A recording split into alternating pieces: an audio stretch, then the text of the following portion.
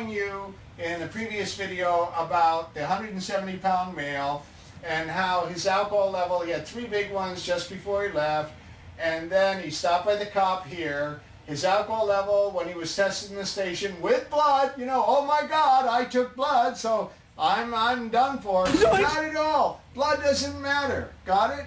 What I'm telling you is a secret that will blow your mind.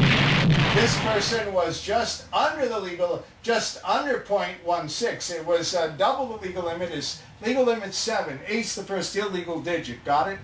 7. Double the legal limit is 14, and he's 159, almost 616 when he stopped. But even if they get him soon into the station, he's a 1-2. And then, but what if you say, well, I'm still dead, Mr. Ellis, because when they got me to the station, I'm a 2-2. No problem. Change that from beer, these three here from beer, to whiskey. Change that from a big man to a small man. And it's going to go up like a rocket. Got it? Got it? So it doesn't matter that you don't have an hour and a half for it to climb. It can shoot up like a rocket. All right? Besides that, there are 28 different stomach types. Depends on the shape of the stomach, metabolism, hematocrit in the blood, and on and on. And it doesn't matter what kind of test you took. Blood or breath, it doesn't matter. Equally as bad. His real alcohol level, 0.6, not 1.6, 0.6. And no one in the court system, no one is going to tell those thousands of people wrapped around the courthouse to plead guilty that they're ruining their lives because of this. Now, I'm going to prove when is the only time that counts. Well, you need to know that, because if the only time that counts is in the station, then of course you are guilty. But the only time that counts is when you're driving. How can I prove that? Well, Law School 101. Go back to the elements of the crime, drunk driving. Let's leave the fancy stuff off, under the influence, drunk driving, all right? All right, take away drunk. Well, 2 elements, right? Take away drunk. Well, driving's legal. Take away driving. Well, drunk in public, right? So, when they light you up and you pull over or you crash, whichever, what do they lose? They lose one of the elements making up the crime. They lose driving.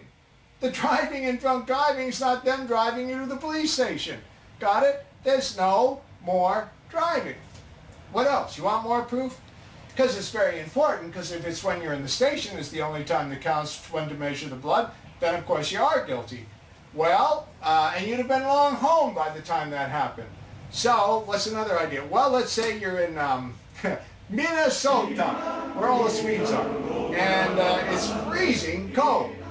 And let's say it's not winter, the summer, it's winter. Okay?